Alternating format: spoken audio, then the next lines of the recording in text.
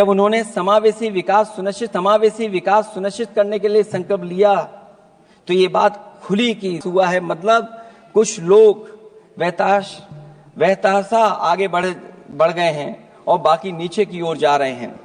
निजी क्षेत्र के निवेश में को नई जान डालने की बात करने का अर्थ ये निकलता है कि भाजपा राज में निजी क्षेत्र बेजान हो गया है।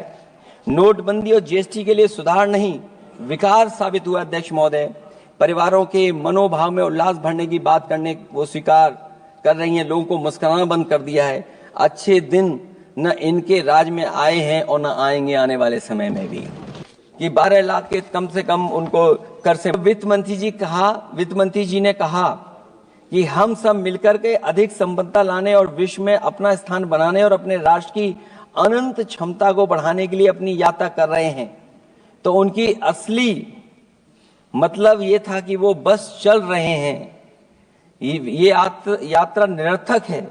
अगर 11 साल बाद भी मंजिल का अता पता नहीं है तो ये यात्रा कौन सी है? अध्यक्ष महोदय, जब आपने कहा कि हमारे सामने प्रतिकूल भू राजनीतिक परिस्थितियां हैं, तो अध्यक्ष महोदय ये बताए सरकार कि आपने उन्हीं प्रतिकूलों को क्यों होने दिया, प्रतिकूल परिस्थितियों को क्यों बनने दिया? हमारे संबंध पड़ोसियों से क्यों खराब हुए? हमारी सीमाएं क्यों असुरक्षित हुई? हम क्यों अपनी बात अंतर्राष्ट्रीय पटल पर रखने में कामयाब नहीं हुए हैं?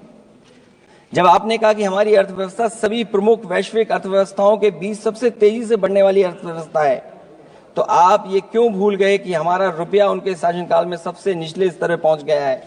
सबका विकास का आपका नारा सबका विनाश में कैसे बदल गया है? क्योंकि जब रुपया नीचे जाएगा तो विनाश का ही रास्ता खोलेगा। बड़े से लेकर छोटे उद्योग धंधे दुकानदारी सब चौपट क्यों हो गए हैं? मेक इन इंडिया, मुद्रा योजना, स्किल इंडिया, ये सब नाकामी की किताब के चैप्टर कैसे बन गए?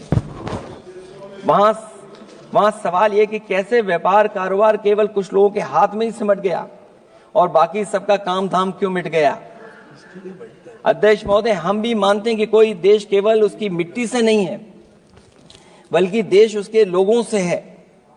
लेकिन आप लोग ये बात सिर्फ कहते हैं, करते नहीं हैं।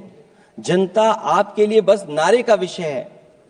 आप कहती हैं कि हमारे लिए विकसित भारत में शामिल हैं गरीबी से मुक्ति, 100% अच्छे स्तर की स्कूली शिक्षा, बेहतरीन सस्ती और सर्वसुलभ स्वास्थ्य सेवाओं तक पहुंच, 100% कुशल कामगार के साथ सार्थक रोजगार, आर्थिक गतिविधियों से 70% महिलाएं और देश को food basket of the world बनाने वाले किसान। अगर ये आपका लक्ष्य है, पर क्या आपके राज्य में अमीरी गरीबी की खाई नहीं बढ़ी? भूख के इंडेक्स में हम कहां जा पहुंचे हैं? स्कूली शिक्षा का बजट कम नहीं हुआ, स्वास्थ्य सेवाएं महंगी नहीं हुई, यहां तक कि अपने स्वास्थ्य बीमा पर भी टैक्स लगा दिया है। आपने योग्य लोगों को बेरोजगारी के अंधेरे में धकेला और आपके बड़े बड़े नेताओं ने तो यहां तक कह दिया कि कमी नौकरी की नहीं है, योग्यता की है। अपनी युवा पीढ़ी को हताश निराश करने का पाप आप लोगों ने किया है। कुशल कारीगर के नाम पर आपने युवाओं को डिलीवरी पर्सन बनाकर छोड़ दिया है। आपके राज्य में महिलाओं के खिलाफ अपराध के आंकड़े बढ़े हैं।